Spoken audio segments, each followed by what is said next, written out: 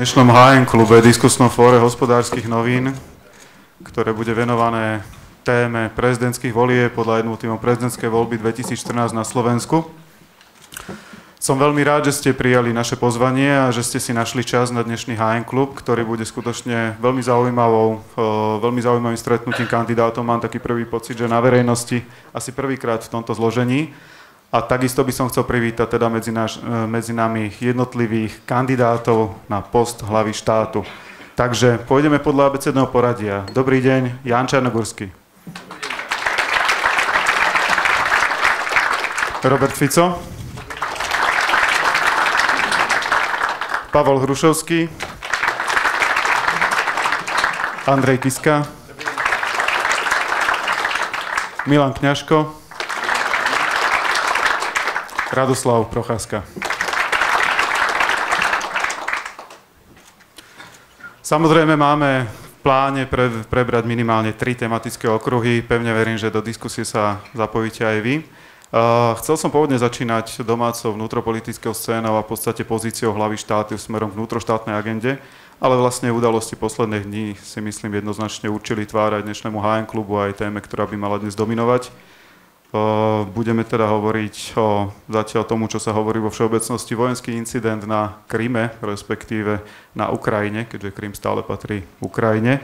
Chcel by som sa v tejto súvislosti opýtať, keďže dnes by mal sa stretnúť mimoriadny summit NATO, vo štvrtok mimoriadny summit Európskej únie. Hovorí sa dnes o protiopatreniach, či už zo strany Európskej únie, Spojených štátov amerických, NATO. Hovorí sa o opatreniach v ekonomickej, opatreniach v diplomatickej oblasti. Aký typ sankcií, ak vôbec teda dnes Slovensko chce nejakým spôsobom presadzovať, alebo ktorý typ sankcií si dnes vie Slovensko predstaviť? Keďže tu máme medzi nami premiéra a predsedu vlády, takže pán Fico, máte slovo, nech sa páči. Že vraj kandidovať z pozície premiéra je výhodné. Zdá sa, že nie. Ďakujem pekne, vážení páni, dámy. Všetkým chcem poďakovať za zorganizovanie tohto diskusného fóra, pretože svet a domáca politika naozaj prinášajú množstvo zaujímavých tém, na ktoré treba reagovať. Dovolte mi pár slov, pokiaľ ide o postoj Slovenskej republiky alebo vlády Slovenskej republiky k situácii na Ukrajine. Predovšetkým si veľmi úprimne musíme povedať, že Slovensko nemá ani vojenský, ani ekonomický potenciál na to, aby bolo samostatné, schopné riešiť podobné krízové javy vo svete. Aj preto je naša priorita koordinovať stanoviská Slovenskej republiky s Európskou úniou a to sa stalo, pretože ak porovnáme vyhlásenia vlády Slovenskej republiky s vyhláseniami Európskej únie, tak dochádza tam k veľkým podobnostiam, čo veľmi vítam, pretože sa posúvame takou zdravou cestou, zachovávame si chladnú hlavu, nerobíme gestá pre gestá, ale predovšetkým jasne konštatujeme, že došlo k porušeniu medzinárodného práva na Kryme, pretože ak sú aktivity cudzích vojsk na území suverénneho štátu bez súhlasu príslušnej medzinárodnej organizácie, ide o porušenie medzinárodného práva a medzinárodné spoločenstvo má právo reagovať. Prvé kroky už boli urobené, naznačili sme, že sa utlmia rokovania, pokiaľ ide o zmiernenie vízových stykov medzi krajinami Európskej únie a Ruskou federáciou. A práve summit vo štvrtok má ukázať, do akej miery sme schopní v rámci Európskej rady prijať spoločné stanovisko a ísť aj ďalej. Ale ja nepredpokladám, že by do štvrtku bola Európska únia schopná posunúť veci z hľadiska sankcií niekde ďalej. Chcem ešte využiť túto príležitosť a to považujem v tomto prostredí za najpodstatnejšie. Našou úlohou je teraz chrániť vlastné národno-štátne záujmy Slovenskej republiky z hľadiska bezpečnosti dodávok energetických surovín. Chcem podnikateľov, predstaviteľov biznisu informovať, že momentálne máme k dispozícii v zásobníkoch 1,77 miliardy metrov kubických plynu. Samotné SPP má k dispozícii okolo 800 miliónov. Sme schopní držať krajinu v plnej prevádzke bez dodávok plynu zo zahraničia 4 až 5 mesiacov.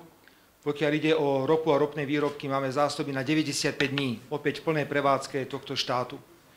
Pokiaľ ide o ostatné veci, ja predpokladám, že situácia na ukrajinsko-slovenskej hranici je zatiaľ pod kontrolou, hoci včera sme v tajnom režime schválili zvýšený výkon. Nechcem teraz ísť do detailov, lebo to je tajný režim, čo to vlastne znamená v prípade štátnych hraníc. Čiže toto je pohľad môj na situáciu na Ukrajine. Ak tomu správne rozumiem, pozíciu, ktorú bude Slovensko reprezentovať, či už smerom k NATO alebo smerom k Európskej únii, tak tá pozícia bude viac menej nadväzovať na to, aká bude oficiálne dohodnutá doktrína, aký bude oficiálne dohodnutý postoj? Nie, my sme išli na rokovania aj v nedeľu, aj včera, už so stanoviskom, že ide o porušenie medzinárodného práva. A keďže máme toto jasné stanovisko, že na Kríme došlo k porušeniu medzinárodného práva, od toho sa odvíjajú naše postoje k prípadným sankciám a k prípadným formuláciám jednotlivých deklarácií. Pán Kiska, keď hovoríme o krajine, ktorá vstúpi vlastne na územie iného štátu, krajine, ktorá, dá sa povedať, že porušila v tomto smere medzinárodné dohody, určite porušila medzinárodné dohody, je to krajina, ktorá napriek tomu, že je náš tretí najväčší partner z hľadiska vzájomného obchodu, zároveň krajina dobrým partnerom aj do budúcnosti? Hovorím o Rusku. Tak určite to, čo sa teraz udialo na Ukrajine, je dosť alarmujúce. O Ukrajine by mali rozhodovať ľudia tejto krajiny. Ukrajina je suverénnym štátom a akt Ruska je v tomto ponímaní ako vstupom je agresiou. Takže to je nám jasné. Z pohľadu Ruska určite sa budeme musieť zamyslieť nad tým a uvažovať o tom, ako budeme pokračovať ďalej, pretože vzťah s inými krajinami je založený na dôvere. O tom je zahraničná politika a ja si myslím, že budeme musieť potom, ako tieto udalosti ustanú, nanovo prehodnocovať a uvažovať o tom, aký vzťah s Ruskom budeme mať.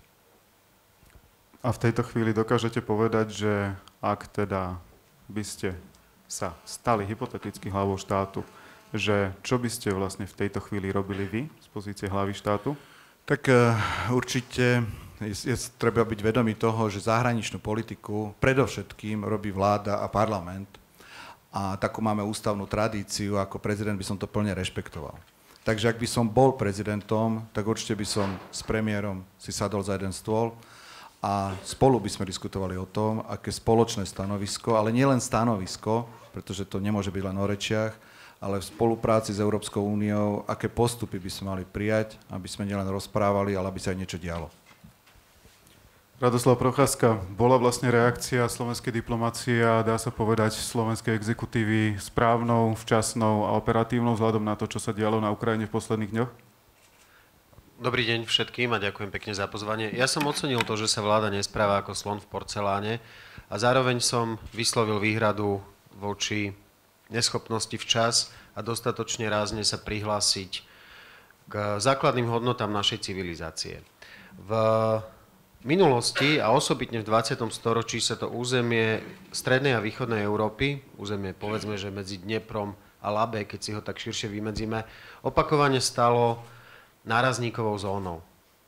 Arénou pre veľmi krvavý boj veľmocenských záujmov a najviac na to vždy doplatili bezmenní civilisti, ktorým do ich životov vtrhli tie veľké dejiny v olovených bagančiach a s bodákmi. A hrozí to isté aj dnes.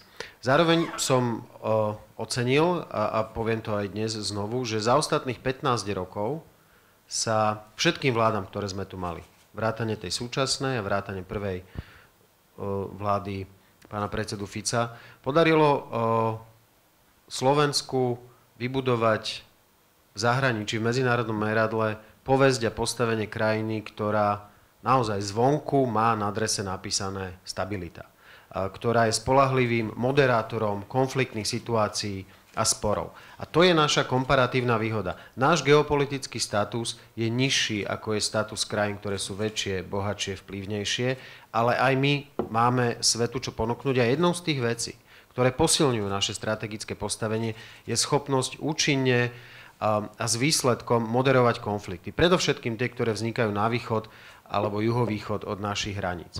Obávam sa, že či už je to paradox alebo nie, že o túto schopnosť, o túto našu komparatívnu výhodu so strategickým významom aj pre našu budúcnosť prídeme, ak nebudeme schopní prihlásiť sa k základným hodnotám našej civilizácie a príslušnosti do tých spoločenstiev, ktoré nám dnes dávajú záruky aj prosperity, aj mieru, aj stability a ďalšieho rozvoja. Ja som za ostatných niekoľko týždňov mal viackrát príležitosť hovoriť so západnými diplomatmi, ale nie len z členských štátov Európskej únie.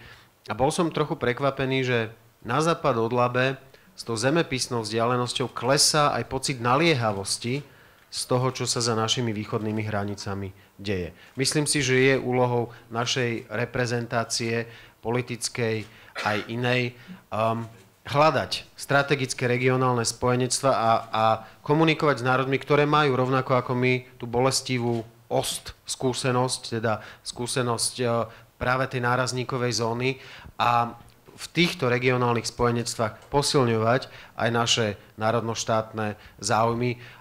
Tá naliehavosť je oveľa výraznejšia v Pobaltí, v Poľsku, u nás, v Maďarsku, pretože nás sa to bezprostredne dotýka a myslím si, že to je úlohou pokúsiť sa vysvetliť Západu, že my už nechceme a nebudeme fungovať ako nárazníková zóna, že my už nie sme iba východný okraj. Sme plnohodnotný partner západoeurópskych štátov v rámci únie, plníme svoje záväzky a chceme, aby to, čo sa deje za našimi húnami, rovnako naliehavo vnímali tí, ktorí dnes majú k dispozícii rôzne nástroje. Posledná veta, prepáčte. Európska únia premeškala príležitosť strčiť nohu do dverí lepšie, efektívnejšie na začiatku, keď to, čo odchádzalo z Bruselu smerom na Ukrajinu, bolo prestaňte, lebo znovu zakričíme prestaňte. Ukázalo sa, že to bola strategická chyba a dnes sa bude veľmi ťažko naprávať. Takže prišiel čas podľa vás na sankcie? Sankcie, ktoré sú tailored, to znamená, ktoré sú ušité na mieru tých prehreškov. A ja oceňujem to, že už v tých úvodných úvahách sa objavila téza, že treba tie sankcie zamerať tak na ľudí z oficiálneho režimu, ktorí sa celkom zjavne dopustili ohavnosti, ako aj na ľudí zo strany radikálnych extrémistických skupín, ktoré takisto zlyhali a dopustili sa veci, ktoré sú nepriateľné v akomkoľvek demokratickom, slobodnom právnom štáte. Ja to trochu spresním, lebo v tomto prípade asi hovoríme aj o Ukrajine, ale ja teraz hovorím o tom kroku, ktorý sa stal jednoducho cez víkend a o tom, že v podstate ruské vojska oficiálne vstúpili na územie Krymu, ktorý stále patrí Ukrajine a zatiaľ neexistuje medzinárodná dohoda, ktorá by to menila, alebo zmluva.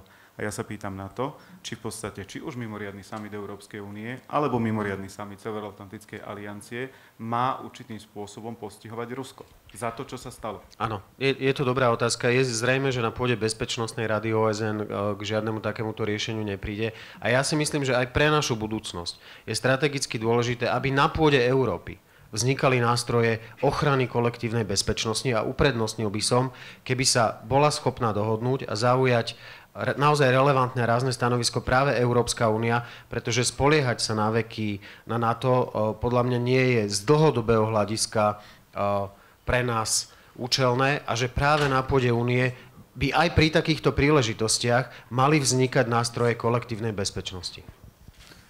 Milan Kňažko, keď hovorí Radoslav Procházka o tom, že Slovensko by mohlo byť v podstate, alebo malo by byť v pozícii toho, kto moderuje ten konflikt, pretože si vybudovalo isté renome a istý kredit. A ste ten človek, ktorý by chcel moderovať takýto konflikt ako prezident Slovenskej republiky, ako prezident štátu, ktorý je stále nielen, dá sa povedať, v Európskej únii, ale má i určité väzby, minimálne ekonomické, minimálne obchodné v podstate na Rusko? V tomto štádiu a v tomto čase? Je to nepochybne veľmi citlivá a veľmi komplikovaná situácia, v ktorej treba vážiť slová. Ja som rád, že sme sa zdržali prísilných výrazov, ale na druhej strane som rád, že sme to pomenovali presne a v súlade so zahraničnou politikou a so stanoviskami Európskej únie. A pokiaľ ide o vašu konkrétnu otázku, je známe, že táto politika Ukrajina a Západný Balkán patrí medzi naše priority a že je dobre, aby sa situácia stabilizovala na Balkáne, vrátane Ukrajiny, pretože bez toho Európa stabilná nebude. A bez toho nebude ani Európska únia tým dobrým globálnym hráčom pri riešení či už regionálnych, alebo i väčších konfliktov, alebo nedorozumení. Treba však zobrať do úvahy, že Ukrajina je podstatne v komplikovanejšej situácii, než na aké my sme zvyknutí doma a tým pádom vyžaduje aj citlivejšie riešenia. Konkrétne by som spomenul samozrejme Krym, pretože ten je v akútnom nebezpečenstve, je obsadený, je tu tendencia obsadiť celú krajinu. Vieme dobre, že prezident Putin dostal súhlas snemovne Ruska a pod názvom normalizácia by mal túto situáciu nejakým spôsobom, opäť použijem to slovo normalizovať, aj keď je pre nás ako veľmi smutná spomienka na tento výraz. Hovorí sa o tom, že by malo byť referendum 30. marca, ale rád by som počiarkol, že referendum začínala väčšina konfliktov na Balkáne.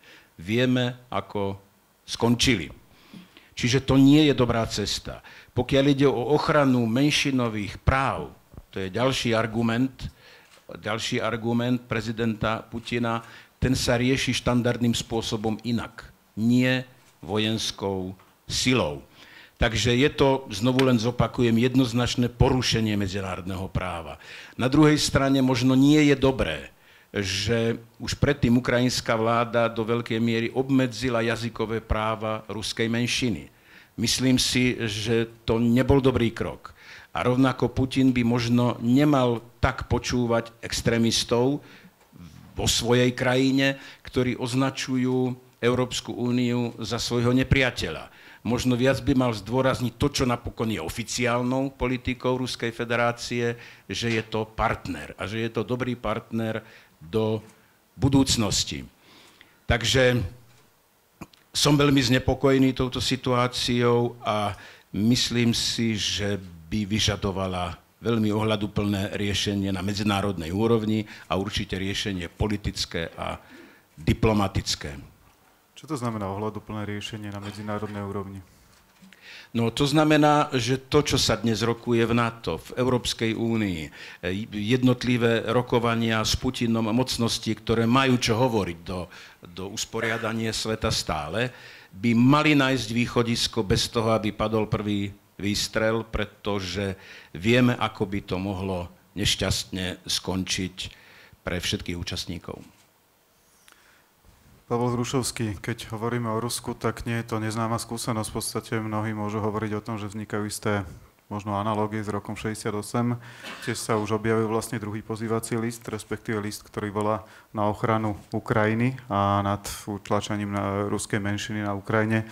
Najprv to bol od šéfa Krymskej oblasti, ktorým sa vlastne zaštiťovalo Rusko. Teraz je to vlastne podľa veľvyslanca Ruskej federácie pri OSN, to bol Viktor Janukovič, ktorý takisto požiadal o ochranu vlastne kvôli utláčaniu politických menšín, respektíve kvôli diskriminácii jazykovej. Dá sa tu v tejto chvíli hovoriť o tom, že tu je analogia medzi rokom 68 a medzi rokom 2014 na Kryme a Ukrajinou a Ruskom a Československom? No, hneď na úvod chcem povedať, že Rusko znovu postavilo celý svet na nohy a vo veľmi zlom svetle sa ukazuje ako krajina, ktorá odmieta rešpektovať princípy medzinárodných dohôd a uznávať zvrchovanosť a suverenitu nezávislých štátov. Áno, je to mnoho analógie medzi tým, čo tu bolo v roku 68 na Slovensku a vtedy sme tento akt nazvali násilným aktom agresora. A v mnohom to pripomína aj dnes situáciu na Ukrajine, preto lebo inak sa to nedá nazvať. Ak tak možno diplomatickejšie, ako povedal pán premiér, že došlo k porušeniu medzinárodných zmluv a záväzkov, ktoré majú rešpektovať zvrchovanosť a nezávislosť hraníc a národných štátov. Takže v tomto smere mi to pripomína trošku obdobie studenej vojny, keď dnes si trúfne veľvyslanec ruský v Bezpečnostnej rade Organizácie spojených národov prečítať list Viktora Janukoviča, ktorý bol nehodným prezidentom, aj keď demokraticky zvolený, ale na druhej strane demokraciu zneužívajúci prezident, tak ja by som túto analógiu medzi rokom 68 v Československu a dnes na Ukrajine prirovnal takmer k tomu istému. Jan Čarnogurský, je pravdepodobne asi tu na prítomných politikov, nechcem sa nikoho dotknúť, asi posledný, kto sa stretol osobne s Vladimírom Putinom. Neviem teda, či pán Fico ste sa stretli vy od decembra s ním, lebo vy ste sa stretli na tom Valdajskom klube. Vy ste sa nikdy netajili tým, že sa snažíte jednoducho vnímať tie vzťahy medzi Slovenskom a Ruskom v širšom historickom kontexte, že je nemožné vylievať akože to dieťa alebo s tou vaničkou celé dieťa. Inak sa opýtam, keď ste predčasom určitým spôsobom tlmočili o tom, akým spôsobom Vladimír Putin vidí budúcnosť Ruska, respektíve Euroázijskej únie, Euroázijskej hospodárskej únie, ktorá by sa mala tak definitívne vyprofilovať do roku 2015, tak vtedy ste určitým spôsobom chápali, že Rusko má svoju minulosť, má svoju budúcnosť, má svoju prítomnosť, ktorá vždy bude trochu iná a vždy bude stáť na trochu niečom inom. Čo by ste ale po tom, čo sa stalo za posledné dni dnes z pozície hlavy štáty povedali Vladimirovi Putinovi? Áno. Pán šéfredaktor, my všetci, ktorí tu nasedíme, ale teraz budem hovoriť najmä za seba, sa nachádzame v určitej dileme, že sme na pôde média, hospodárskych novín, ktoré vyžaduje podľa možnosti radikálne vyjadrenie, také alebo onaké. A na druhej strane sme tu kandidáti na funkciu prezidenta republiky, čo vyžaduje zase maximálne zohľadnenie národných záujmov štátu. A zohľadnenie národných záujmov štátu vyžaduje práve naopak, teda najmä pri štáte, ako je Slovensko 5 miliónovom, naopak vyjadrovanie skôr zdržanlivé a skôr vyhýbajúce sa krajnostiam. Toto som uviedol na úvod svojej odpovede na vašu otázku. A z toho hľadiska chcem povedať, že Slovensko je členom Európskej únie a preto našou základným východiskom a smernicou aj pre zahraničnú politiku a v tomto prípade v kauze Ukrajiny a Krymu je postoj Európskej únie. Myslím, že zatiaľ slovenská diplomacia sa toho pridržiava a to je vcelku správny postoj. Druhý signálny bod alebo signálna línia pre Slovensko, okrem teda postojov Európskej únie, je postoj Nemecka. A dávam do pozornosti, že keď hovoríme o probléme Ukrajiny, všímajme si, ako sa vyjadruje nemecká diplomacia. Ja vás do ničoho, do žiadnych radikálnych odpovedí netlačím. Ja som si veľmi dobre vedomý, že tak Veľká Británia, ako aj Nemecko majú tiež svoje ekonomické záujmy, rovnako ako Slovensko. A nehovoríme tu teraz o tom, že zabudnime na všetko, čo sa stalo po tom víkende a jednoducho je tu úplne iná krajina. Ja sa pýtam, že keďže ste kandidát na post prezidenta Slovenskej republiky a mali by ste nielen teraz neformálne, ale aj formálne právo komunikovať s ruským prezidentom, s ktorým sa poznáte, ano. Čo by ste mu teraz povedali po tom všetkom, čo sa stalo? Povedal by som mu, že Rusko a ruská armáda by mali byť zdržanlivé v celej tejto akcii a že Slovensko sa pridržiava stanoviska Európskej únie. Takže že porušilo medzinárodné dohody a malo by veci uviesť ešte do situácie skôr, ako sa jednoducho vylodili ruské vojska na Kryme? To povedala Európska únia. Mňa zaujíma, čo hovoríte vy. Mňa zaujíma, čo hovoríte vy ako kandidát. Ja hovorím to isté, že Európska únia povedala, že Rusko porušilo medzinárodné právo, čiže odkázal by som na toto stanovisko Európskej únie, ktorého sa pridržiava aj Slovensko. Už len jedna vec. Zmenil sa teda váš názor na Vladimíra Putina po tom, čo sa stalo na Kryme? Nie, pretože Vladimír Putin je vedený zase, tými skutočnosťami, ktoré sa v slovenských médiách osobitne málo prejavujú a komentujú. Napríklad, že západní politici vystupovali na Majdane pred týždňom a viacej vonkoncom nezodpovedne. Však americkí politici John McCain, ale aj americkí diplomati prichádzali na Majdan, v podstate povzbudzovali tých účastníkov Majdanu do stále radikálnejších postojov, napríklad aj, ktoré vyústili do nedodržania dohody, ktorú sprostredkovali ministri zahraničných vecí Poľska, Nemecka, Francúzska. A ono to potom pokračovalo zmenou zákona o jazyku štátnom či akom v Ukrajine. No a teraz to pokračuje obsadením Krymu ruskou armádou. Trošku to nadľahčím, odvolám sa na váš výrok. Povedali ste svojho času v online rozhovore, že Putin je fajn človek, platí to teda stále? Len krátko, už krátko.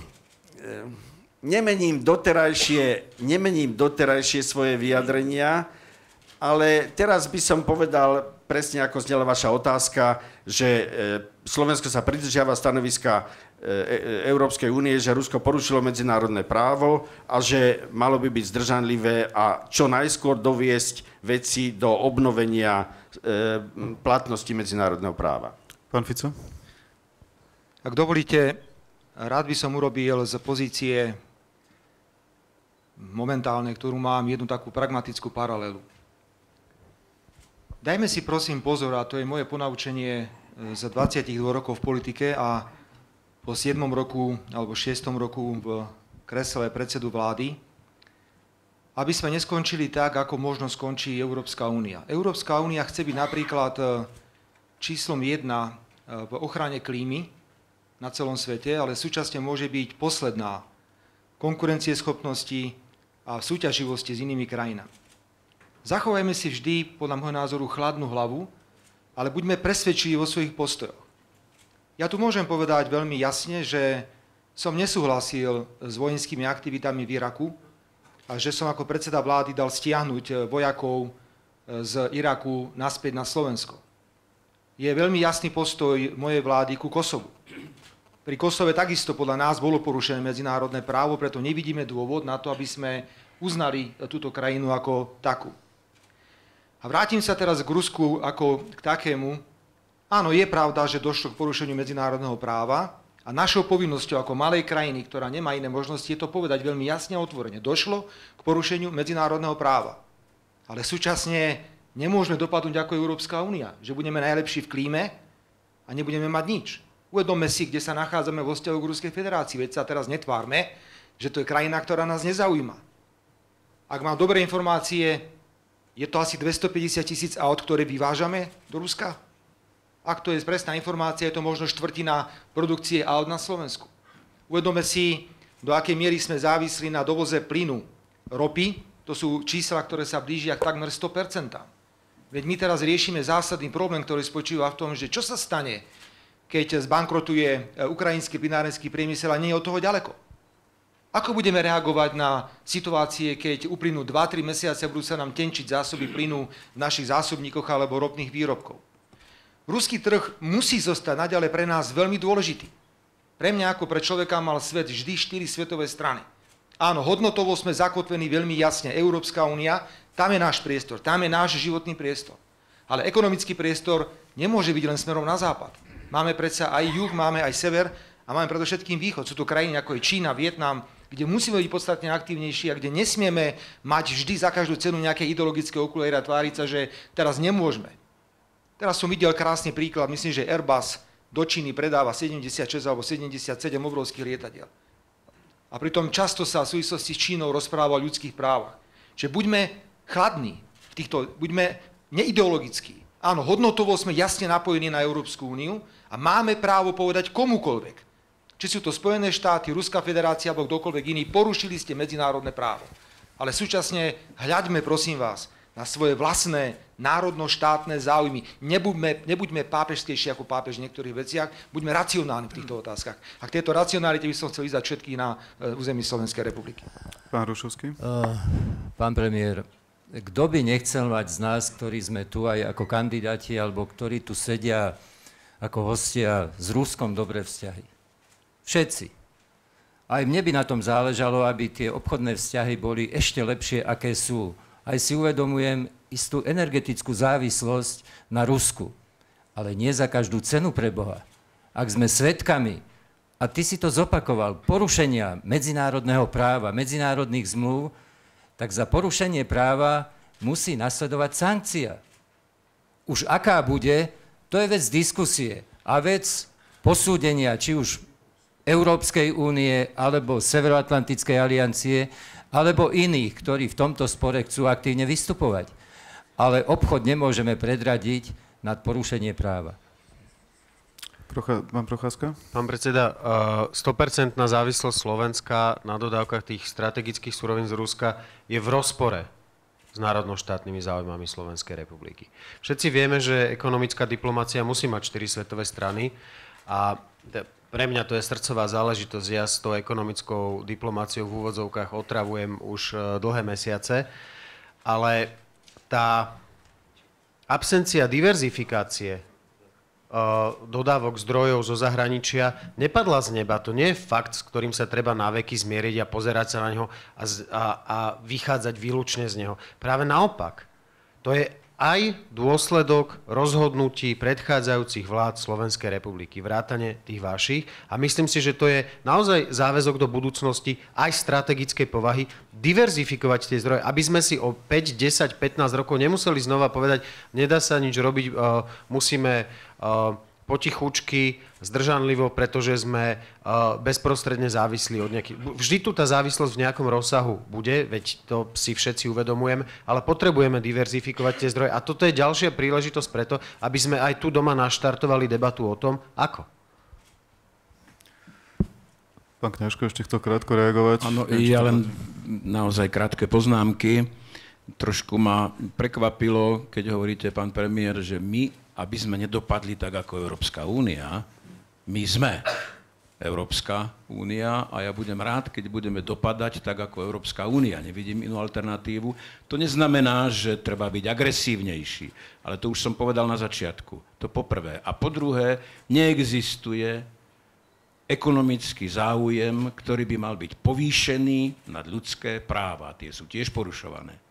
A nestávajme tie veci do kontrastu. My pokojne kritizujme ľudské práva kdekoľvek na svete, kde sú porušované, čo vôbec neznamená, že nebude fungovať ekonomická výmena. A veľmi čula, tak ako aj funguje s Čínou, s mnohými krajinami, ktoré tiež kritizujú konkrétne ľudské práva v tej ktorej krajine. Takže ja to nevidím v nejakom neznesiteľnom kontraste. Chcel by som jednu poznámku, že krímsky parlament, legálne zvolený, ten autonómny, vyhlásil pred týždňom, alebo tak nejak, de facto zvrchovanosť Krímu a pozval potom aj, požiadal Rusko o pomoc, na čo sa myslím, Rusko, mám dojem, že aj odvoláva pri vstupe vojsk, ale to vyhlásenie zvrchovanosti krímskeho parlamentu je obsahové to isté, čo slovenský parlament vyhlásil v 92. roku, uznesenie o zvrchovanosti, a Milan Kňažko by o tom vedel niečo povedať. Prepáčte, ja len k tomu niečo poviem. Je ma počuť? Nie je ma počuť, čo? Áno, je. Je vás počuť. Tu je zásadný rozdiel, čo my právnici vieme však. Kedy je porušené medzinárodné právo a kedy nie je. Československo sa rozdelilo dohodou. A Krym, že by sa dohodol s ukrajinskou vládou, o tom som zatiaľ nepočul. Ak niečo o tom vieš, povedz nám niečo o tom. No ja hovorím o vyhlásení zvrchovanosti. Dobre, nechajme tento exkurs do roku 92 ešte krátko, pán Fico. Ak môžem, opäť sa vrátim k pragmatickým veciam. Dámy a páni, uvedome si jednu vec, ak hovoríme o národných a štátnych záujmoch Slovenskej republiky. Cez územie Slovenska ide plynovod, ktorého kapacita je okolo 90 miliárd metrov kubických plynu ročne. My dnes využívame tento plynovod možno na úrovni okolo 60-70% a je reálna hrozba v nie dlhodobom horizonte, v strednodobom horizonte, že tento plynovod bude suchý.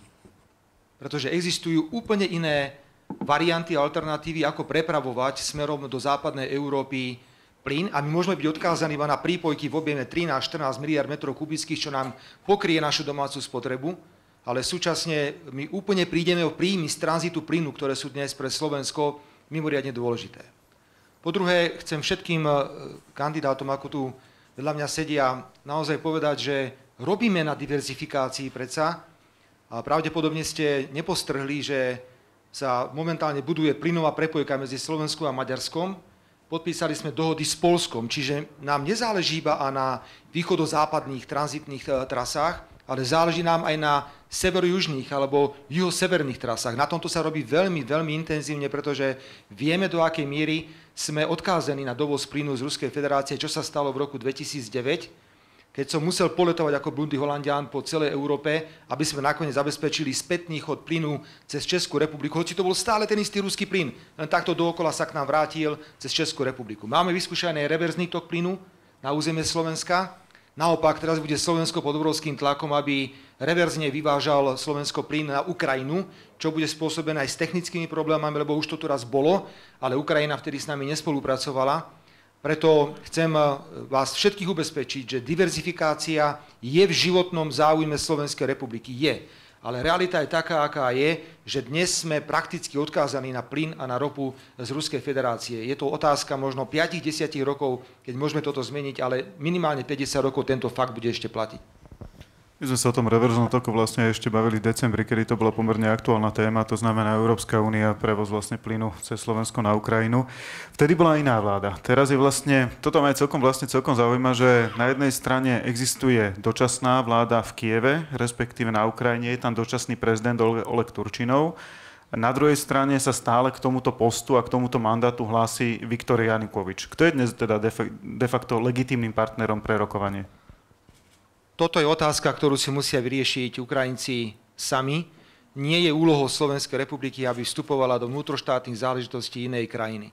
Mňa zaujímajú predovšetkým dve témy. Bezpečnosť Slovenskej republiky, národnoštátne záujmy Slovenskej republiky a prispieť našou maličkosťou k tomu, aby nedošlo k ozbrojenému konfliktu na území Ukrajiny. To sú naše strategické ciele. Ale môžete asi povedať, kto je pre slovenskú diplomáciu dnes partnerom, že koho rešpektujeme? Slovenská republika uznala Ukrajinu ako suverénny štát.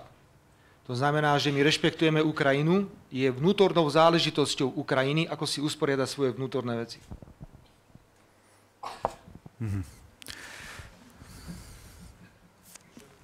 No skúste. No, pre štát, iný štát, no, v tomto prípade Slovensko, je vždy dôležité okrem takej formálno-právnej stránky, kto je legitímne zvolený, alebo nie je legitímne, alebo pochybujeme, či bol legitímne zvolený, kto reálne vykonáva moc v inom štáte, v tomto prípade na Ukrajine. A momentálne reálne vykonáva moc tá vláda, ktorá momentálne je v Kieve. Pán šéf-redaktor, môžem ešte, že jednu krátku, ja by som k tým prioritám pána premiéra chcel predsa len doplniť, lebo to cítim ako povinnosť aj morálnu. Máme aj pragmatickú, aj morálnu povinnosť nezabudnúť na to, že na Ukrajine žije aj slovenská menšina. Je to jeden zo štátov, kde máme relatívne početnú menšinu slovenskej národnosti a tie možnosti praktickej pomoci samozrejme sú obmedzené, ale prosím, nezabúdajme na to, že naši občania, alebo teda ľudia, ktorí sa hlásia k slovenskej národnosti, naši ľudia tam žijú a žijú na území, ku ktorému máme aj historickú väzbu. Naši diplomati sú v priamom kontakte s predstaviteľmi slovenskej menšiny, monitorujeme situáciu a Slovenská republika je v prípade potreby pripravená aj prijať týchto ľudí na území Slovenska a poskytnúť im všetkú starostlivosť. Môžem rovnako potvrdiť, že sme ponúkli ukrajinskej strane možnosť zdravotnej starostlivosti pre 20 ľudí. Zdá sa, že v 7 prípadoch dôjde k operatívnym zákrokom vo Viedni a my im dáme rehabilitáciu na Slovensku. Naše záchytné stanice na hraniciach slovensko-ukrajinskej sú schopné zachytiť niekoľko 100 až 1000 prípadných migrantov, ale my dnes musíme najmä strážiť našu hranicu preto, lebo sme schengenskou hranicou, a bojíme sa kriminálnych elementov, ktorí by mohli prekročiť túto hranicu. Uvedome si, že na ukrajinskej strane zlyháva systém ochrany štátnej hranice, čo by mohli využiť mnohí na pokus prekročiť hranicu. Nejde teraz iba o Slovensko, musíme hovoriť aj o Maďarsku, ale najmä musíme hovoriť o Poľsku, pretože Maďarsko a Slovensko sú geograficky chránené tým horským oblúkom, ale v prípade Poľska je to trošku iné. Toto je dnes naša najväčšia starosť a aj preto, ako som na úvod uviedol, včera v tajnom režime sme významne posilnili výkon na štátnej hranici medzi Slovenskom a Ukrajinou. Dobre, posunieme sa teda ďalej. Dostala sa napred teraz samotná pozicioning Slovenska voči Európskej únie, aj keď samozrejme všetci sa jednoznačne zhodujete na tom, že patríme do tohto priestoru, že je to hodnotový systém, ktorý zdieľame. Otázkou je, dokedy to bude vlastne ten istý hodnotový systém, na ktorom vlastne Európska únia sa postavila a začala vznikať ako nejaká v podstate štruktúra zjednocujúca štáty, ktoré stoja na tých istých zdieľaných hodnotách, na voľnom trhu, jednoducho na podnikaní a na konkurencieschopnosti, aj keď teda už sa to dá pomenovať trochu inak v súčasnosti, ako to vnímať. Európska únia má dnes 28 členských štátov. Otázka je, že či Európska únia, keď už tam to Slovensko je, keď už tam vlastne je aj dokonca Chorvátsko, či sa má dnes zaoberať tým, aby sa ďalej rozširovala a či bude naďalej zostávať tou Európskou úniou na základoch, akej vznikala, alebo to už je dnes v podstate sa môže stávať aj riziko z hľadiska funkčnosti, akcieschopnosti a akcelerácie do budúcnosti. Pán Kiska.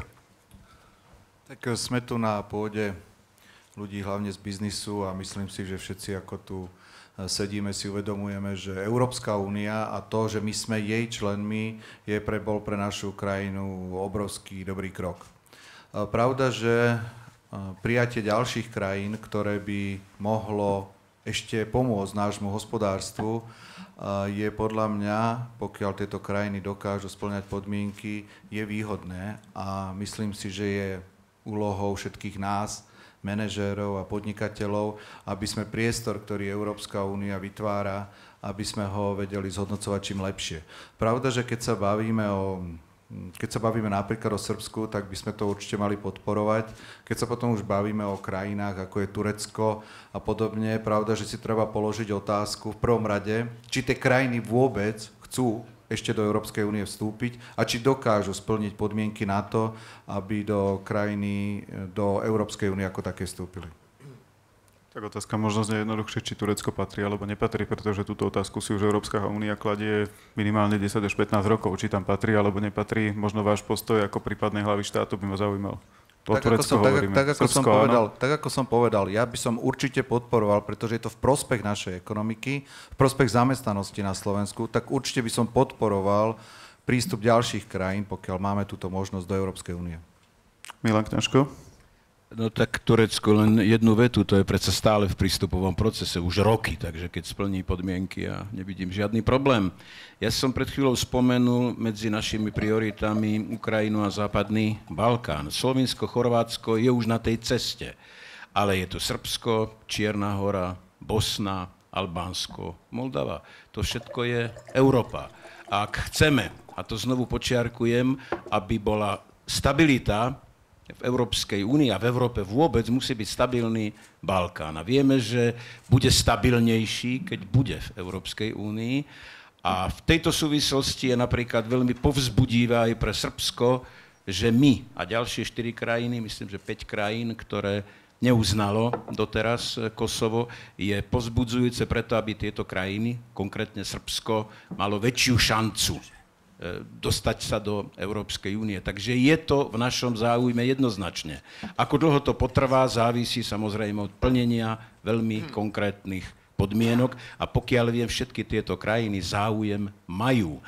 A tu by som ešte počiarkol práve diplomáciu Slovenskej republiky, ktorá má prepracovanejšie vzťahy s týmito krajinami a dobrých diplomatov, ktorí sa osvedčili v styku s týmto teritóriom, že i vo vzťahu k Európskej únii by mohli urobiť kus záslužnej práce, aby sa tento projekt naďalej rozširoval. Európa je živý organizmus a mení sa prijatím každého ďalšieho člena. A úplne na záver možno bolo by dobré, aby v eurozóne boli aj naši susedia. To jest, mám na mysli teraz V4 kvôli lepšiemu kontaktu práve aj v oblasti ekonomiky. Ďakujem. Pavel Hrušovský. Ja som zástancom ďalšieho rozširovania Európskej únie. Súhlasím s tým, čo povedal Milan Kňažko. Prioritne by som asocioval a potom prijal za plnoprávnych členov krajiny Západného Balkánu. V Turecku mám trošku iný vzťah, iný názor.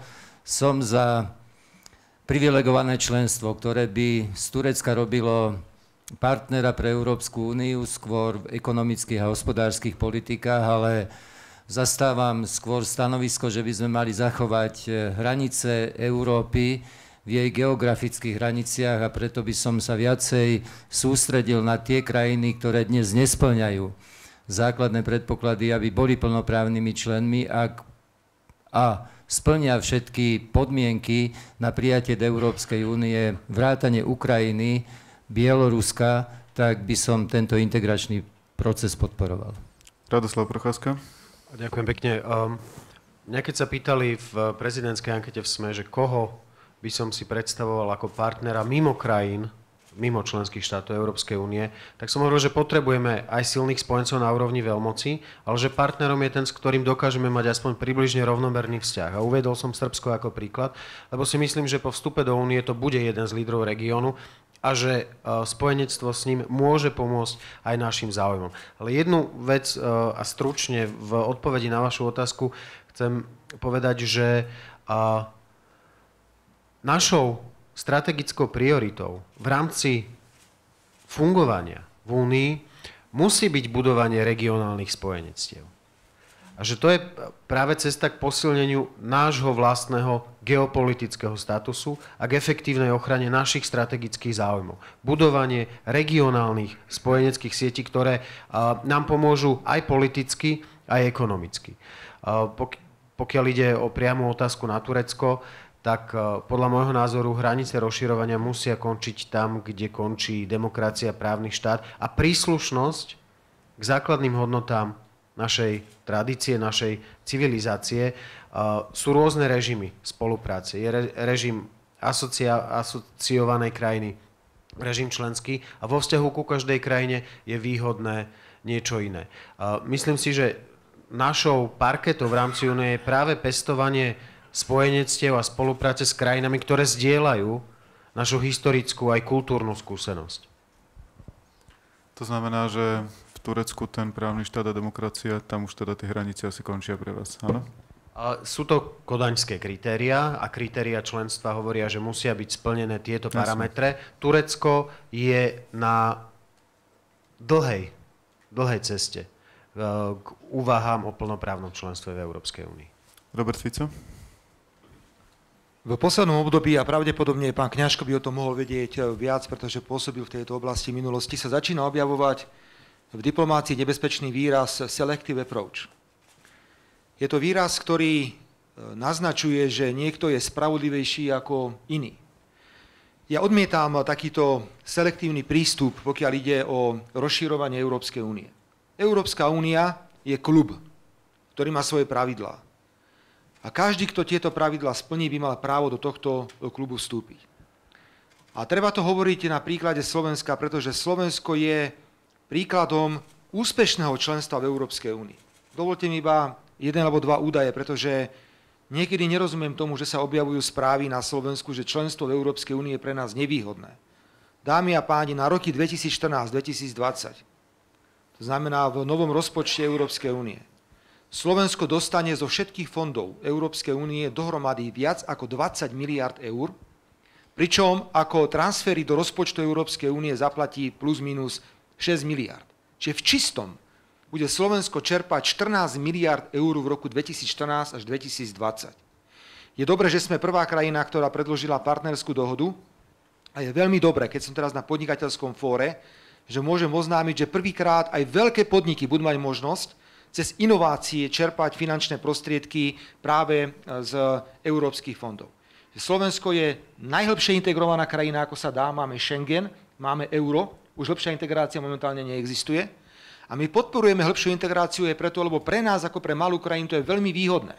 Uvedome si, kto je dnes ťahuňom integrácie v Európskej únii. Nemecko a Francúzsko. A buď budeme súčasťou tejto integrácie s týmito motormi Európskej únie, alebo budeme niekde na boku pozerať sa, ako ten hlavný prúd v únii nám uteká. Čiže našou povinnosťou je v záujme Slovenskej republiky podporovať hĺbšiu integráciu Európskej únie, byť súčasťou toho jadra, aby ak dôjde k určitej dvojkolajnosti, lebo tá dvojkolajnosť už teraz je. Niekto má euro, niekto nemá euro. Súhlasím s tým, že bolo by dobre, keby V4 sa pridala. Česká republika už trošku pridala teraz na tempe, ale ako sa postaví k euru Maďarsko a Poľsko zatiaľ nie je celkom zrejme. Ale buďme prosím v jadre veci. Správajme sa aj v tejto otázke veľmi rozumne a preto ja ako človek, keby sa ma niekto spýtal, či podporujem rozširovanie, samozrejme podporujem rozširovanie, lebo je to priestor pre stabilitu a pre ekonomickú prosperitu. Samozrejme, preto som spomínal ale aj dve možné krajiny, ktoré budú vlastne predmetom ďalšieho rokovania, asociačných vlastne rokovania prístupových. Hovoríme o Srbsku, čo by asi tak nejak tak logicky nadviazalo na vstup Chorvátska, a zároveň Turecko, ktoré dlhodobo taká, akože už dá sa povedať tabuizovaná téma, že však teda rokujeme s nimi, ale viac menej nikto nedokáže asi povedať, že nie. Selektívny prístup sa bohužiaľ ukázal už v prípade Európskej únie, ak porovnáme Srbsko a ak porovnáme Albánsko. Ja som v jeden deň navštívil Srbsko a Albánsko. Ráno som bol svedkom nadšenia a eufórie z toho, že Srbi začali prvé rokovania s Európskou úniou. Na druhej strane v Albánsku je veľká miera sklamania, pretože ani len politický status kandidáta, čo nič neznamená, lenže to je nejaká kandidátska krajina, ktorá sa bude uchádzať o vstup do Európskej únie, nebol tejto krajine pridelený, čo neprispieva k stabilite v danom regióne, ak si uvedomíme aj citlivé postavenie Kosova. Pokiaľ ide o Turecko, každá krajina, ktorá sa dobrovoľne hlási do Európskej únie a ktorá splní podmienky, by mala mať právo do tejto inštitúcie vstúpiť a nemali by sme žiadnej krajine vytvárať nové politické kritériá, ktoré nie sú kritériami pre vstup do Európskej únie. Jan Černogórsky ešte k tejto téme.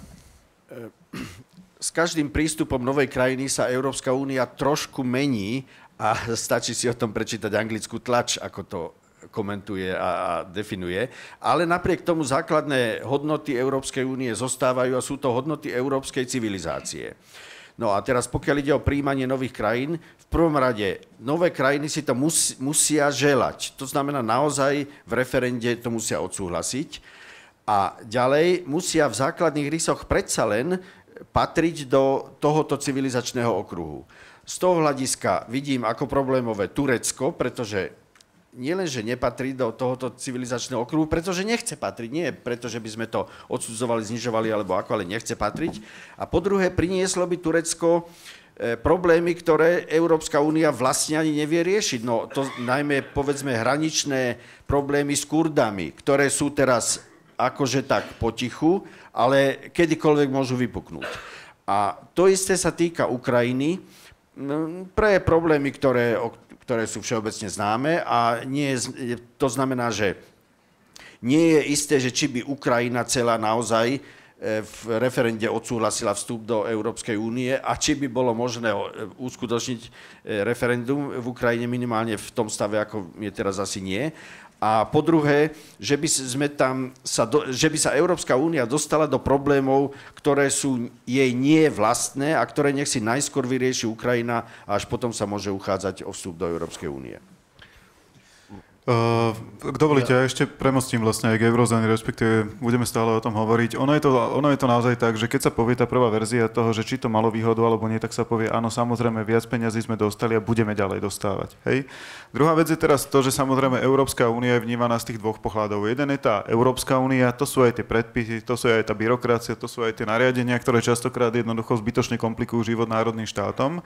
A potom je to eurozóna, čo je už vlastne ako keby zúžený balík problému na 18 členských štátov eurozóny, kde sa ale hovorí o tom, že dokedy vlastne majú tí, čo sa snažia dodržiavať akési kritéria a nejaké pravidlá hry v ekonomike a v sociálnej politike, ako keby platiť za tých, ktorým to zatiaľ úplne až tak nejde a nedokážu to systémovo nastaviť. A keď si zoberieme teraz tú eurozónu a keď si zoberieme ten euroval, tak v podstate dokonca aj vláda nám tu padla, dokonca kvôli eurovalu a kvôli dokonca navyšovaniu eurovalu. Dnes už je tá téma už úplne niekde inde, aspoň sa zdá, že to nezasahuje ani do politickej scény alebo do stability, ale predsa len, keby teraz prišla znova napred teraz požiadavka ďalšieho navyšovania eurovalu, lebo zase to tomu Portugalsku asi úplne až tak nevyjde, respektíve Taliansku, kde by to mohlo byť možno lepšie. Grécko, nezamestnanosť znova rastie. Takže ak by prišla tá požiadavka, zaoberajte sa Slováci vážne tým, či ratifikujete navýšenie eurovalu. Ako prezident, podpísali by ste to alebo nie? Pán Procházka. Odpoviem na to, len sa chcem vrátiť jednou vetou, čo hovoril pán premiér. To, že budeme mať možnosť čerpať 20 miliard eur, neznamená, že ich aj vyčerpáme. Máme v tomto štáte dlhodobo problém s čerpaním eurofondov a úplne hrozným spôsobom zaostávame v čerpaní zdrojov na vedu a výskum, čo je tá najlepšia investícia, ktorú do budúcnosti môžeme urobiť. Investícia do vedy a výskumu.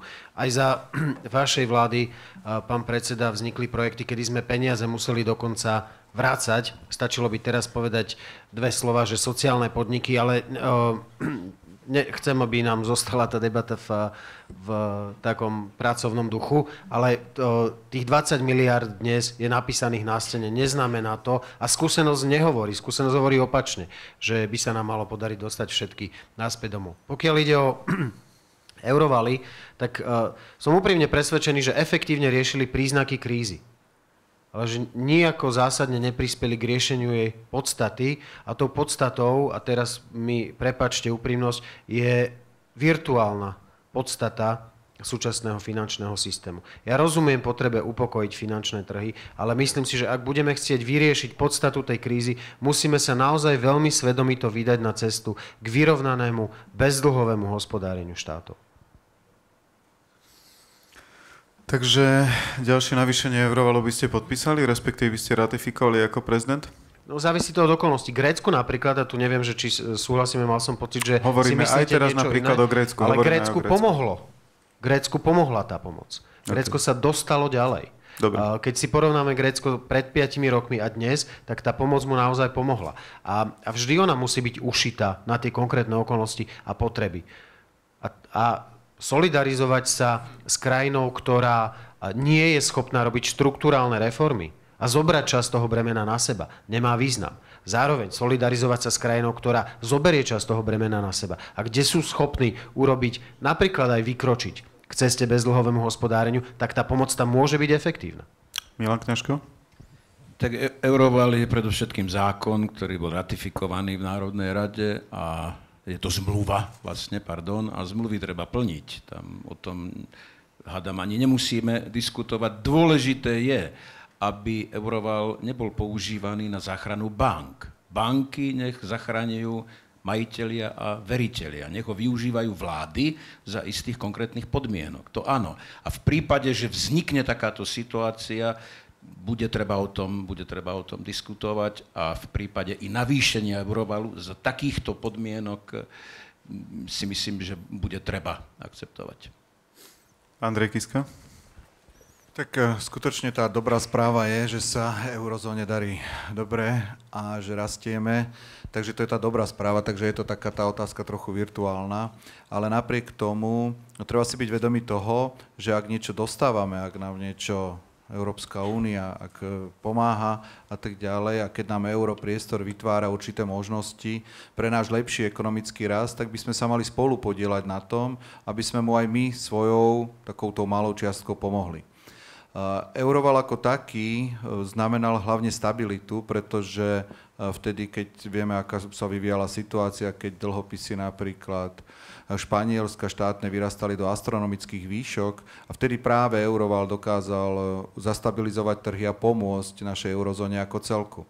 Takže ak by sa k tej situácii došlo a vznikla by tu potreba navýšenia našej spolúčasti na eurovale, ja by som bol za. Nech sa páči, pán Hrušovský. Ďakujem pekne.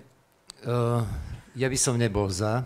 Skôr by som sa snažil predchádzať takým rizikám, aby štáty eurozóny, ktorí podpísali Európsky stabilizačný mechanizmus, ďalej navyšovali vklad do tohto Európskeho stabilizačného mechanizmu. Dnes, ak sa nemýlim, Slovensko prispieva 700 miliónmi eur.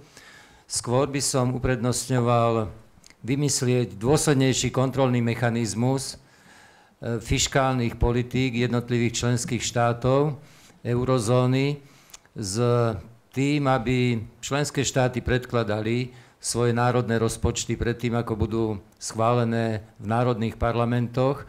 Tam by som ale nesúhlasil s tým, aby Európska únia vstupovala do výdavkovej časti národných rozpočtov a ak už Európsky stabilizačný mechanizmus predsa len má poskytnúť na riešenie problémov národných politík pôžičku, tak potom by som bol za jasné pravidlá a sprísnenie pravidiel v prvom rade vyžadoval dodržiavanie finančnej disciplíny a poriadku v rozpočtovom hospodárení národných štátov. Robert Fico. Predsa len jednou krátkou pripomienkou sa vrátim k tomu, čo povedal pán poslanec Procházka. Pán poslanec, pravdepodobne ste nepostrhli, ale my sa blížime k 100% zazmluvnenosti pokiaľ ide o toto obdobie. A my sme dosiahli veľký diplomatický úspech, pretože Slovensko a Rumunsko ako dve jediné krajiny v rámci Európskej únie dostali výnimku tzv. M+3. Táto výnimka M+3 znamená, že dostali sme o 1 rok naviac na čerpanie fondov, čo zachránilo vo fondoch minimálne 500-600 miliónov eur. Ale teraz k tomu, čo je predmetom našej diskusie. Podľa môjho názoru, pokiaľ by nedošla kríza, tak sa v Európskej únii nepríjmu niektoré rozhodnutia, ktoré sa prijali a nikdy by nemali odvahu lídri napríklad na jednotný bankový dohľad. No neviem si predstaviť, že by sme boli schopní schváliť dohľad, ktorý dnes realizuje Európska centrálna banka nad systémovými bankami, pokiaľ by nebola kríza.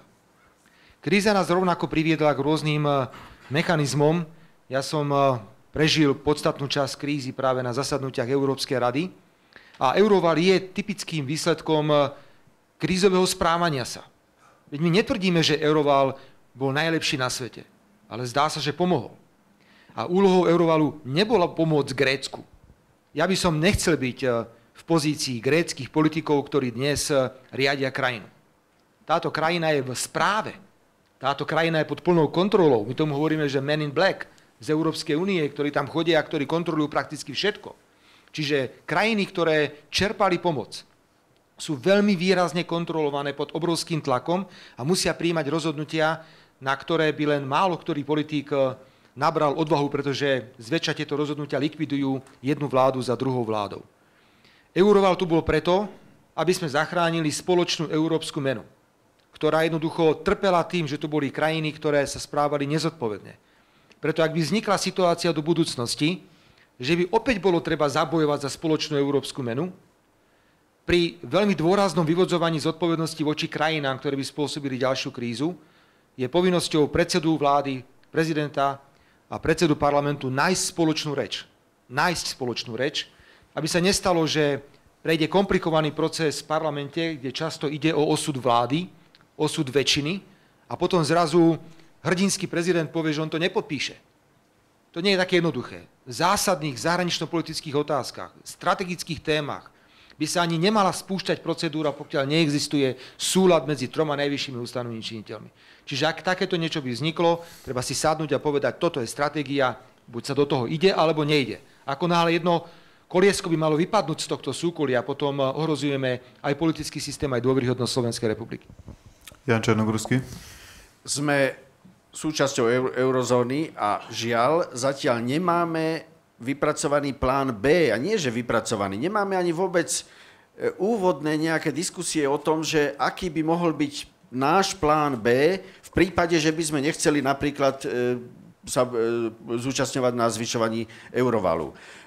Toto zazlievam napríklad aj vláde, že takýto plán B by mala by o ňom začať diskusia a myslím, že Hospodárske noviny by mali byť, povedal by som, vedúci médium, v ktorom by sa takáto diskusia uskutočňovala, pretože kým niečo takéto nemáme, tak jednoducho menším zlom je pre nás zúčastňovať sa na ďalšom zvyšovaní eurovalu. Čiže áno. Aby sme ešte vlastne umožnili priestor a odpovedať, nie teraz chvíľočku, aby sme umožnili dávať otázky aj našim ďalším hostom, respektíve vám, ktorí ste prítomní na tomto pléne, tak predsa len ešte jedna otázka, ktorá by sa týkala domácej agendy alebo vnútroštátnej agendy a potom by sme prešli vlastne na otázky z pléna. Viac menej sa všetci zhodnete, aspoň podľa toho, čo doteraz bolo prezentované v médiách, na tom, že tie právomoci prezidenta, ktoré dnes to Slovensko má, sú viac menej v poriadku. Ide len o to, ako ich dovie naplniť, akým obsahom, akým spôsobom ich chce realizovať a uplatňovať. Ja sa teda opýtam inak, ak by ste prišli o 5 rokov na tento HN klub, tak čo by ste chceli povedať, že toto je môj účet, na ktorý som skutočne hrdý ako prezident a hlava štátu za to, čo som tu za tých 5 rokov dokázal? Kým začneme? Jan Černogurský.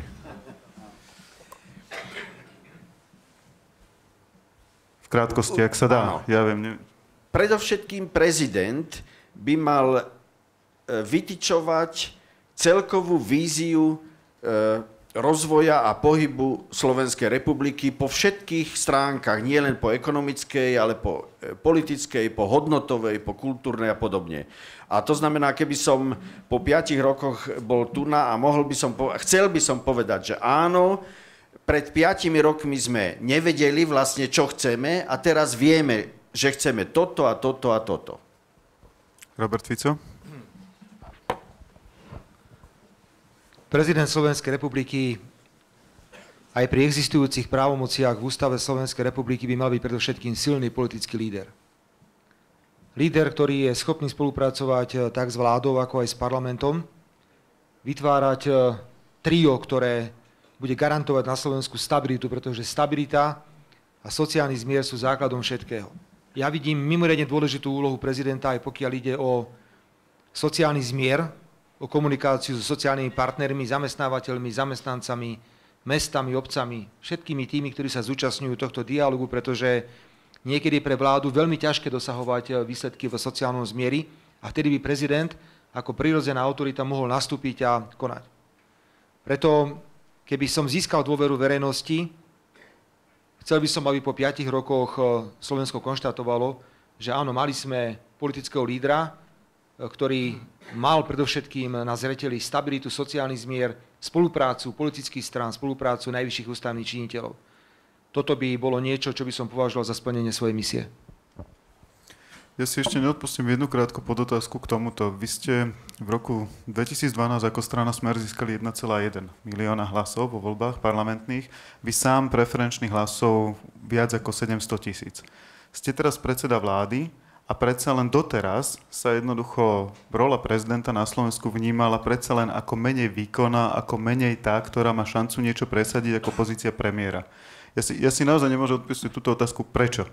Chcete byť prezidentom, keď ste predsedom vlády, máte stranu vo vláde, kde vlastne je sama, môže presadiť, keď hovoríme nie o ústavných zmenách, ale všetko, čo potrebuje. Prečo teda ten post prezidenta? Pán Fico. Pán šéfredaktor, dámy a páni, ja sa veľmi obávam o vývoj politickej scény nielen na Slovensku, ale v celej Európe. Obávam sa toho, čo sa všetko môže udiať pri nástupe rôznych neštandardných extrémnych síl a preto bude veľmi, veľmi dôležité, aby ľudia, ktorí majú skúsenosti zo štandardnej politiky, mali možnosť ovplyvňovať dianie v našej krajine aj na úrovni Európskej únie. Myslím si, že úloha prezidenta vo veľmi krátkom čase bude podstatne významnejšia, nie z hľadiska kompetencií, ale z hľadiska akéhosi prirodzeného politického líderstva v štáte. Tu niekto musí dávať jasne do popredia, čo sú hodnoty, čo sú štandardy, čo je normálne a čo nie je normálne. Asi nie je normálne, keď niekto chce hádzať stoličku z balkóna Národnej rady. Asi nie je normálne, keď robia sa také aktivity, aké sa robia. Preto som sa rozhodol kandidovať na post prezidenta, pretože po toľkých rokoch v politike, po toľkých skúsenostiach, najmä aj po známostiach, ktoré mám po celom svete, priamých, sú to často priateľské kontakty na štátnikov, na politikov, by som chcel všetky tieto skúsenosti ponúknuť, pretože si myslím, že úloha prezidenta bude výrazne narastať. Pavel Hrušovský, čo by ste teda chceli mať ako čistý stôl po tých 5 rokoch ako prezident? Čo malo po vás zostať konkrétne, hmatateľné, rukolapné? No v prvom rade som presvedčený o tom, že prezident by mal byť štátnikom. Naozaj mal by byť reprezentantom štátnosti a otvárať veľké témy, diskutovať so všetkými politickými stranami a ja ako prezident by som čo prvé urobil, otvoril by som veľký politický dialog, preto lebo toho, čoho sme dnes svedkami, že na Slovensku sa v politike prestalo súťažiť, ale začalo sa bojovať, kde víťazom je ten, ktorý za každú cenu toho druhého zlikviduje, kedy prestal takýto politický dialog byť možný len preto, lebo jeden je opozičný, druhý je koaličný, lebo na jednej strane je Fico, na druhej strane Fígel, Frešo a všetci ostatní a doslova sa do tej politiky vnúcuje nenávisť, takto ďalej Slovensko nemôže prosperovať a potom, áno, spoločnosť je rozpoltená, narastá extrémizmus, čoho výsledkom potom je aj Banská Bystrica. Tomuto by som ako prezident Slovenskej republiky chcel čeliť. Bol by som prezidentom, ktorý nemôže mlčať. Keď vidím, že v spoločnosti sa odohrávajú zlé veci, že vymožiteľnosť práva je na nízkej úrovni, že stav slovenskej justície je žalostný, že sme svedkami toho, že občan Slovenskej republiky sa vzdá slovenského občanstva, keď nekonajú štátne orgány tak, ako by konať mali. Nebol by som prezident, ktorý by mlčal. Bol by som prezidentom, ktorý by častejšie využíval možnosť vystúpiť v parlamente so správou o stave Slovenskej republiky. Upozorňoval by som na negatívne javy, ktoré v spoločnosti pretrvávajú a aktívne vstupoval do ich riešenia. Takýto by ste chceli byť prezidentom a ste ešte kandidátom, ktorý môže povedať, že je kandidátom aj SDK, UDS a Mostu Hit? Na papieri to platí od začiatku, ale pousilujem sa o to, aby som bol kandidátom občanov Slovenskej republiky. Okrem tej stranickej podpory som aj kandidátom ľudí, ktorí sa podpísali pod moju petíciu na kandidatúru prezidenta Slovenskej republiky. To neznamená, ak mám podporu len stranickú, že sa budem uchádzať o hlasy tých, ktorí tieto strany volia. Chcem sa uchádzať o hlasy každého jedného občana, ktorý zdieľa tie isté hodnoty, ktorých nositeľom som aj ja, ktorí ma poznajú, že som politik konzervatívneho zmýšľania, že okrem tých technických politík chcem a budem presadzovať aj etický a morálny rozmer spoločnosti a takto si želám fungovať a uskutočňovať aj funkciu prezidenta.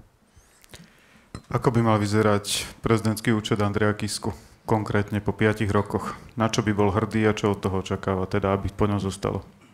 Tak určite prezident nemá čarovný prútik. Prezident nedokáže zmeniť sám našu spoločnosť. Ten dôvod, prečo ja kandidujem, je to moje rozhorčenie z toho, čo vidím v našej spoločnosti, ako štandardní politici často zabúdajú na ľudí. Zabúdajú na skutočné problémy skutočných ľudí, o problémoch rozprávajú, diskutujú, ale ich neriešia. Mám svoje skúsenosti v ekonomike, rozumiem, čo ekonomike škodí, čo jej pomáha, čo zamestnanosť zvyšuje alebo opačne a pri práci v charite som zažil skutočné zlyhávania, absolútne zlyhávania štátu, ktoré som mal možnosť zažiť a to rozhorčenie ľudí je obrovské. Ja som presvedčený o tom, že prezident by mal sa opierať o svoju autoritu. Mal by sa postaviť za ľudí, mal by sa postaviť za živnostníkov, za malých a stredných zamestnávateľov, za tých, ktorí našu ekonomikou hýbu, ktorí tvoria základ pracovných miest. Mal by sa postaviť za všetkých čestných sudcov a podobne. A ja som presvedčený, že pokiaľ sa prezident postaví za ľudí a ľudia sa postavia za prezidenta potom, tak takýto prezident dokáže pomôcť zmeniť našu spoločnosť. Takže ak by ste sa ma spýtali jedným slovom, čo by som po tých 5 rokoch chcel, tak by to bola vrátenie dôvery prezidentský úrad, že prezident tam prišiel skutočne kvôli ľuďom a nie kvôli politickým stranám.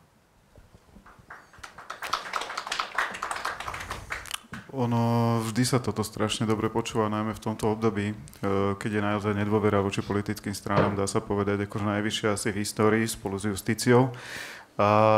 Predsa len ale nedá mi jedna vec. Keď teraz poviete, že sa dostanete do prezidentského paláca ako predstaviteľ vôle ľudu, vy s tými zlými politickými stranami spolupracovať budete musieť. Hej?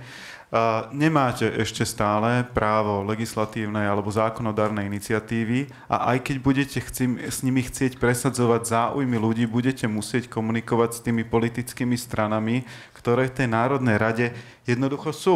Oni tam zvolení boli. Takže vy s nimi komunikovať budete musieť. Pravda, že? Nie je trošku rizikové pre vás dnes hovoriť, toto je politický systém, to sú starí politici, to sú politické strany, ktorých všetci akože máme plné zuby. Áno, jasné, blbá nálada je samozrejme veľmi vždy akože sa nosí, ale na druhej strane veď s tými istými ľuďmi budete musieť komunikovať ako prezident. Viete, pravda, že úlohou... A presadzovať svoje záujmy. Pravda, že viete, úlohou prezidenta nie je vyvolávať rozpory. Úlohou prezidenta je skôr hľadať riešenia medzi vládou a parlamentom, medzi politickými stranami a skôr utlmovať tú rozhádanosť, ktorú v tej politike máme. A na druhej strane je pravda, že pokiaľ sa vláda rozhodne prijímať zákon, ktorý je hlúpy, ktorý je škodlivý, ktorý vieme, tu ako sedíme, ktorý vieme, že bude zvyšovať na záver nezamestnanosť na Slovensku, tak je úlohou prezidenta, aby si zavolal ministra, ešte keď sa ten zákon len bude pripravovať, aby argumentoval. Ak to nepomôže, aby si zavolal premiéra a vysvetlil mu, čo si o tom myslí. Ale ak ani toto nepomôže, tak je skutočne úlohou prezidenta postaviť sa pred ľudí a povedať, toto je hlúpy a škodlivý zákon, ktorý vláda chce navrhnúť a následne parlament by mal schváliť. Takže to je to, čo som ja hovoril, že prezident sa musí opierať o autoritu a prezident s autoritou, za ktorým budú stáť ľudia, tak takéhoto prezidenta nebude ignorovať žiadna vláda a žiaden parlament.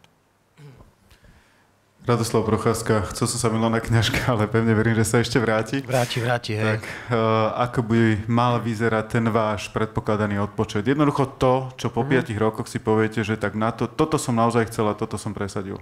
Najviac by som bol hrdý na to, keby sa nám podarilo vrátiť nejakú základnú rovnováhu do vzťahu medzi občanom a mocou. Lebo dnes, keď bežný človek o jeden deň zmeška nejakú lehotu, alebo nesplní nejakú z tých nezmyselných, labyrintóznych noriem, ktoré každý deň nám padajú na hlavu, tak hneď má na krku nejaké penále, pokutu, stále nejaká inšpekcia, kontrola. Ľudia sú pod obrovským tlakom práve zo strany toho štátu. Ale keď si spraví úľavu na vlastných povinnostiach štát, tak v pohode nič sa ako keby nedialo a to sa môže. A my potrebujeme do toho vzťahu vrátiť základnú rovnováhu v tom zmysle, že ľudia nemajú len povinnosti voči štátu, ale majú aj nároky. A štát naopak má povinnosť tie nároky uspokojovať a odpovedať na ne. To je jedna z vecí a veľmi dôležitá pre mňa, lebo si myslím, že ľudia majú prednosť pred systémom. Druhou takou dôležitou vecou, na ktorej mi záleží, je práve tým aktívnym úsilím na poli ekonomickej diplomácie priniesť obchodné príležitosti našim podnikom a tým pádom pracovné príležitosti ľuďom, ktorí tu žijú. A tým vlastne pomôcť aj k záchrane malých a stredných podnikateľov, ktorí dnes prispievajú k tomu, že Slovensko ešte drží hlavu nad vodou a ktorí si zaslúžia od štátu väčšiu vďačnosť a pozornosť. A vec, ktorá s tým súvisí a na čom mi tiež záleží a bol by som na to hrdý, je, keby sa nám podarilo naozaj napraviť pomery v súdnej moci.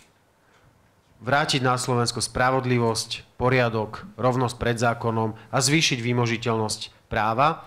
A v tom celkovom sumáre týchto troch vecí ide o to, aby sa ľuďom vrátila dôvera v to, že verejná služba môže slúžiť na ich úžitok.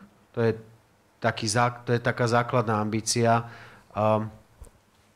Priniesť vlastným, aktívnym a kompetentným výkonom osoch ľuďom, ktorí tu žijú. Milan Kňažko?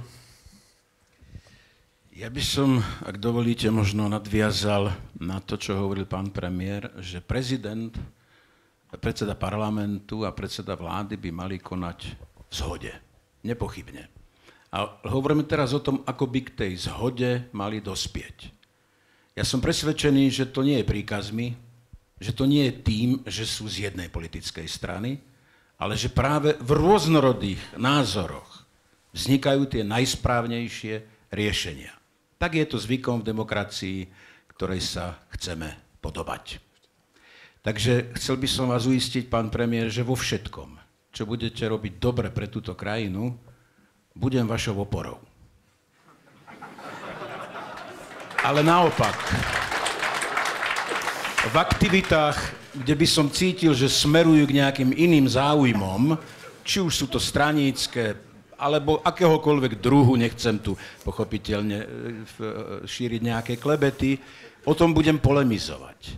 Viete, ak budem v dileme, či podpísať zákon, ktorý zhorší prostredie, v ktorom sa generujú, povedzme, miesta na zamestnanie, budem o tom polemizovať. Budem sa snažiť spolupracovať tak, aby čo najmenšia časť našej spoločnosti bola znevýhodnená týmto zákonom. Ale verte mi, že s tým najlepším úmyslom. A takéto zákony, ak by sa nám nepodarilo dohodnúť, budem vracať do parlamentu. A v prípade, že napriek tomu, i po diskusii s poslancami a tak ďalej, bude takýto zákon prijatý, nekompromisne s tým oboznámim celú verejnosť, aby vedeli, čo sa na nich chystá. I dobré, a možno i menej dobré. Takto si ja predstavujem spoluprácu. Spoluprácu v koabitácii rôznych názorov, ako som povedal na začiatku. A čo by som tu chcel vidieť od tých 5 rokov? Chcel by som vidieť, aby v našej republike boli občania, ktorí poznajú svoje práva a ktorí považujú za svoju elementárnu povinnosť ich každý deň brániť, pretože oni prídu. Chcel by som tu vidieť sebavedomých občanov, ktorí nečakajú na spasiteľa s vystretou rukou, ale ktorí si budú vedomí, že treba dodržiavať také pravidlá, aby sa títo občania vedeli postarať sami o seba a o svojich blízkych. Chcel by som tu vidieť spoločnosť, ktorá nebude ľahostajná. Spoločnosť, ktorá nebude znechutená tým, že nie sme si rovní pred zákonom. Že nie sme si rovní pred zamestnaním v štátnej administratíve. Že sa nebude uprednostňovať straníckosť pred odbornosťou. Chcel by som vidieť skrátka občanov, ktorí sa budú usmievať. Chcel by som, aby sa naplnili obsahom slova, ktoré pre mňa symbolizujú november, a to je sloboda. To je na prvom mieste. Ak spochybníme slobodu, spochybníme aj iné hodnoty, ako je pravda, spravodlivosť a tak ďalej a tak ďalej. Skrátka, chcel by som tú prosperujúcu občiansku spoločnosť a k tomuto procesu by som rád prispel svojimi skúsenosťami a dobrou spoluprácou. Ďakujem. No. Musím povedať, že také hlboké význanie politikovi som už dávno nepočul. A pevne verím, že bolo rovnako úprimné ako hlboké. A dámy a páni, vzhľadom na to, že naozaj Ukrajina nás zabrala dosť času, takže aby som urobil zadosť aj dohodám, ktoré som mal s našimi pozvanými kandidátmi, predsa len aspoň priestor na otázku, takže nech sa páči, dámy a páni, kto sa chce opýtať, má slovo.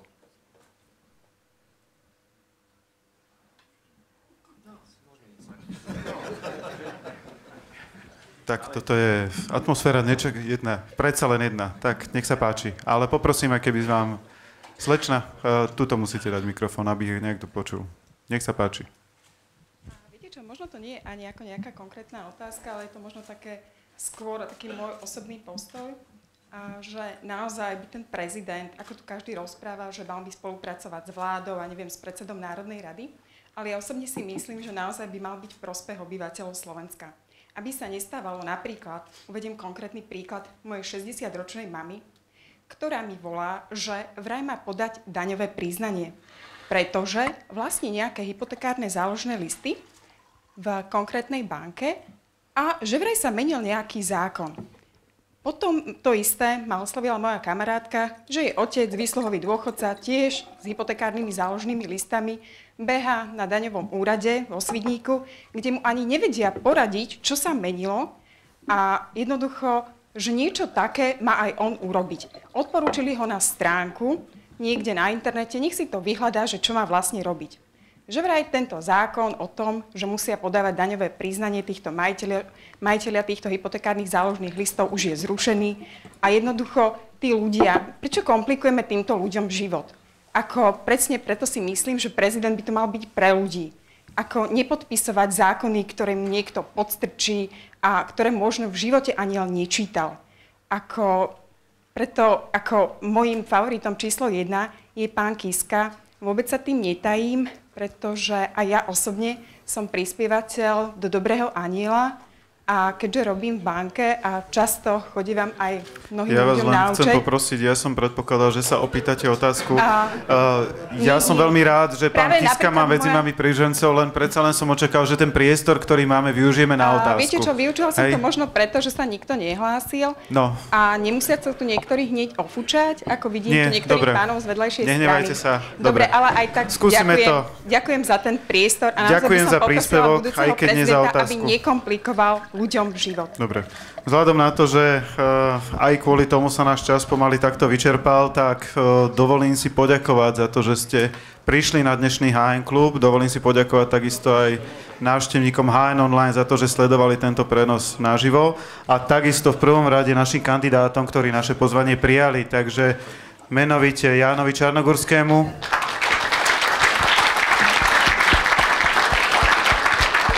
Robertovi Ficovi, Pavlovi Hrušovskému, Andrejovi Kiskovi, Milanovi Kňažkovi a Radoslavovi Procházkovi. Ešte raz, dámy a páni, ďakujem za dnešnú účasť, ďakujem vám za vašu diskusiu, prajem pekný deň. Všetko dobré.